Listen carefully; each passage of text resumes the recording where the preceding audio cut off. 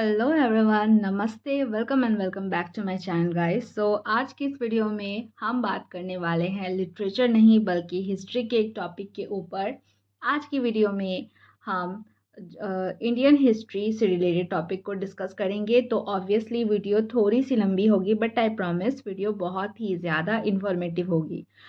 हमारा वीडियो का जो टॉपिक है वो है प्राचीन भारत की 4 सभ्यताएं और उनके रोचक रहस्य के बारे में। डिस्कशन स्टार्ट करने से पहले अगर आपने मेरे चैनल को अभी तक सब्सक्राइब नहीं किया है तो चैनल को सब्सक्राइब करके बेल आइकन को प्रेस करना ना भूलें, जिससे मेरी वीडियो की नोटिफिकेशन आपको सबसे पहले मिल जाए। Without any further ado, let's get into the video. प्राचीन भारत की जो प्रमुख सभ्यताएं हैं वो इस तरह से हैं। पहली, सिंधु घाटी सभ्यता। दूसरी, नर्मदा घाटी सभ्यता। तीसरी, महानदी सभ्यता। चौथी, दक्षिण भारत की सभ्यता। इसमें से सिंधु घाटी सभ्यता के बारे में आप लोगों ने तो हर किसी ने सुना और पढ़ा ही होगा।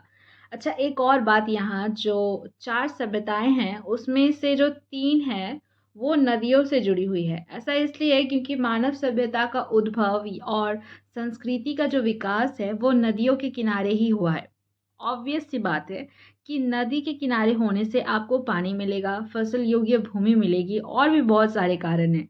तो हमारी जो पहली सभ्यता है सिंधु घाटी सभ्यता, 20वीं सदी की शुरुआत तक इतिहासकारों की ये धारणा थी कि वैदिक सभ्यता जो कि 1500 टू 1600 ईसा पूर्व जो इसका टाइम पीरियड था वैदिक सभ्यता का, वही भारत की सबसे प्राचीनतम सभ्यता है। लेकिन 20वीं सदी के तीसरे दशक में खोजे गए स्थलों से ये साबित हो गया कि वैदिक सभ्यता से पूर्व भी भारत में एक अन्य सुव्यवस्थित एवं विकसित सभ्यता विद्यमान थी, जिसको सिंधु घाटी सभ्यता या हड़प्पा सभ्यता कहते हैं।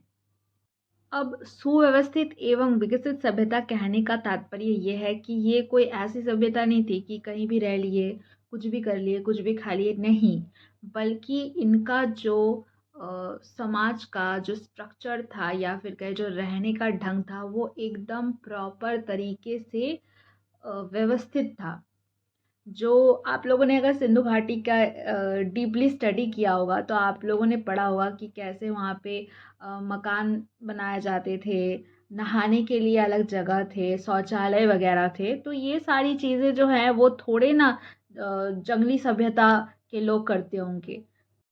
तो इसको सर्वप्रथम 1921 में राय बहादुर दयाराम साहनी ने हड़प्पा नामक स्थान पर इसकी खोज की। हड़प्पा नामक स्थान में सबसे पहले इसके साक्ष्य मिलने के कारण इसको हड़प्पा सभ्यता पहले कहा गया। ये तो खैर हम सब जानते हैं, लेकिन हम थोड़ा और आगे की बात करते हैं। हिमालय से निकलकर सिंधु नदी और सरस्वती नदी अरब के समुद्र में जाकर गिर जाती है। इतिहासकारों का मानना है कि 1700 से 1800 ईसा पूर्व सरस्वती नदी लुप्त हो गई और सिंधु नदी ने अपनी दिशा बदल ली। प्राचीन काल में इन नदियों के आसपास ही फैली सभ्यता को वर्तमान में सिंधु और सरस्वती घाटी सभ्यता कहते हैं। सिंधु नदी के किनारे 2 स्थान हड़प्पा और मोहंजोदड़ो में की गई खुदाई से सबसे प्राचीन और पूरी तरह से विकसित नगर और सभ्यता के अवशेष मिले हैं। इसके बाद चन्होदड़ो, लोथल, रोपड़, कालीबंगा, राखीगढ़ी, भिरराना, सुअरकोटदा, आलमगीरपुर, बनावली, धौलावीरा, अली मुराद, कच्छ, रंगपुर, मकरान तट, मेहरनगढ़, गुमला। गुमला मतलब झारखंड वाला गुमला नहीं, ये गुमला जो है वो अफगानिस्तान और पाकिस्तान की सीमा पर पड़ता है। आदि जगह पर खुदाई करके प्राचीन कालीन कई अवशेष इकट्ठा किए। इसके बाद इसको सैंधव सारस्वत सभ्यता भी कहा जाता है। इनमें से तो कुछ ऐसे भी शहर मिले जो हड़प्पा और मोहनजोदड़ो से भी कई प्राचीन और उन्नत थे। हालांकि इन पर अच्छे से शोध करना ज़रूरी नहीं समझा गया। जब से सरस्वती नदी की खोज हुई है, माना जाता है कि ये सिंधु घाटी की सभ्यता से भी कई हजार वर्ष पुरानी है। भारतीय इतिहास एवं संस्कृति में सरस्वती नदी का सर्वाधिक महत्वपूर्ण स्थान रहा है। सरस्वती नदी के तट पर वेदों की रचना हुई है। वेदों तथा वैदिक साहित्य, महाकाव्य, पुराणों आदि में इसका व्यापक विवरण प्राप्त होता है। सरस्वती नदी सिंधु सहित 6 नदियों की माता मानी जाती है। सरस्वती नदी का भी इतिहास बहुत बड़ा है, इस पर हम किसी दूसरे दिन चर्चा करेंगे। इसके बाद है नर्मदा घाटी सभ्यता। विश्व की प्राचीनतम नदी सभ्यताओं में से एक नर्मदा घाटी सभ्यता का जिक्र कम ही किया जाता है, जबकि पुरातत्ववेत्ताओं के अनुसार यहाँ भारत की सबसे प्राचीन सभ्यताओं के अवशेष पाए गए हैं। नर्मदा घाटी के प्राचीन नगरों की अगर हम बात करें तो माहिष्मती, नेमावर, हतोदक, त्रिपुरी, नंदीनगर आदि ऐसे प्राचीन नगर हैं जहां किए गए उत्खनन से उनके 2200 वर्ष पुराने होने के प्रमाण मिले हैं। जबलपुर से लेकर सीहोर, होशंगाबाद, बड़वानी, धार, खड़वा, खरगोन, हरसूद आदि तक किए गए और लगातार जारी उत्खनन कार्यों ने ऐसे अनेकों पुराकालीन रहस्यों को उजागर किया है। संपादक एवं प्रकाशक डॉक्टर शशिकांत भट्ट की पुस्तक Narmada valley culture and civilization में नर्मदा घाटी की सभ्यता के बारे में विस्तार से उल्लेख मिलता है। इस बुक के अनुसार नर्मदा किनारे मानव मस्तिष्क का 5 से 6 लाख वर्ष पुराना जीवाश्म मिला है। इससे हमें ये पता चलता है कि ये सभ्यता का काल कितने वर्षों पुराना है। नर्मदा घाटी को विश्व की सबसे प्राचीन घाटियों में गिना जाता है। यहाँ भीम बैठक, भेड़ाघाट, नेमावर, हरदा, ओंकारेश्वर, महेश्वर, होशंगाबाद, अंगारेश्वर आदि नर्मदा के प्राचीन तट हैं।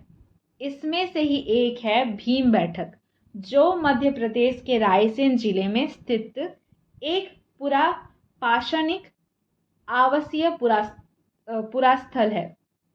इस क्षेत्र को भारतीय पुरातत्व सर्वेक्षण भोपाल मंडल ने अगस्त 1919 में राष्ट्रीय महत्व का स्थान घोषित किया।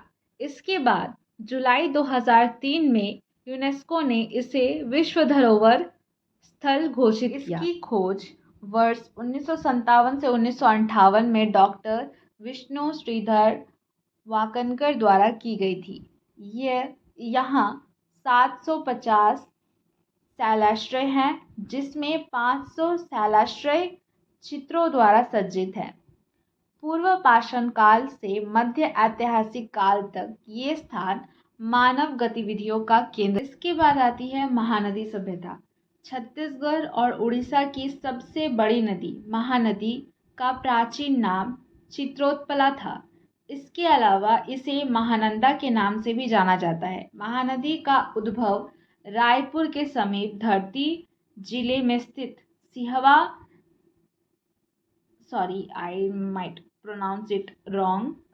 सिहावा नामक पर्वत से हुआ है। इस नदी का प्रवाह दक्षिण से उत्तर की ओर होता है। इसे छत्तीसगढ़ की गंगा भी कहा जाता है। छत्तीसगढ़ में कई ऐसे क्षेत्र हैं जहां 10,000 वर्ष पूर्व प्राचीन सभ्यता होने के प्रमाण मिले हैं। अब बूचमाड़ के जंगलों की गुफाएं हो या लीलर अरौद जैसे तट पर बसे प्राचीन काल में छत्तीसगढ़ को दक्षिण कोसल के नाम से जाना जाता था। इस क्षेत्र का उल्लेख भी रामायण और महाभारत में मिलता है। ये दंडकारण्य वन का एक हिस्सा है। अत्रि ऋषि के आश्रम में कुछ दिन रुकने के बाद श्री राम ने मध्य प्रदेश और छत्तीसगढ़ के घने जंगलों का अपना आश्रय बनाया। ये जंगल क्षेत्र था दंडकारण्य। इसके बाद है दक्षिण भारत की सभ्यता।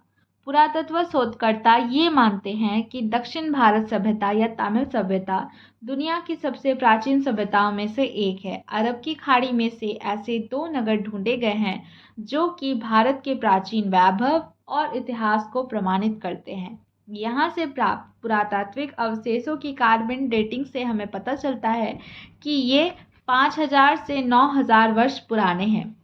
द्वारका की तरह ही ये नगर भी प्राकृतिक आपदाओं के कारण समुद्र में समा गए थे।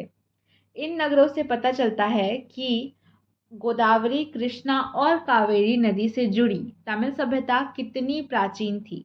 दक्षिण भारत के प्राचीन नगरों में पंचवटी, नासिक, महाबलेश्वर, महाबलीपुरम, किष्किंधा, हम्पी, ऋष्यमुख पर्वत, कोडिकरई, रामेश्वरम और धनुषकोटी यानी कि राम सेतु को सबसे प्राचीन माना जाता है। कावेरी नदी को दक्षिण की गंगा कहा जाता है। कर्नाटक और तमिलनाडु कावेरी घाटी में पड़ने वाले प्रमुख राज्य हैं। Okay, so here is the end of the today's video guys. Video कैसी लगी मुझे कमेंट करके ज़रूर बताना, और अगर आपको हिस्टोरी से रिलेटेड और ऐसी वीडियो चाहिए तो प्लीज़ कमेंट करके मुझे बताना। लिटरेचर से रिलेटेड भी वीडियो आएंगी, डोंट वरी। सो या, if you really like the video, then give it a big thumbs up, and also do comment, share, and don't forget to subscribe my channel. मिलते हैं next video में। Till then stay tuned, bye bye.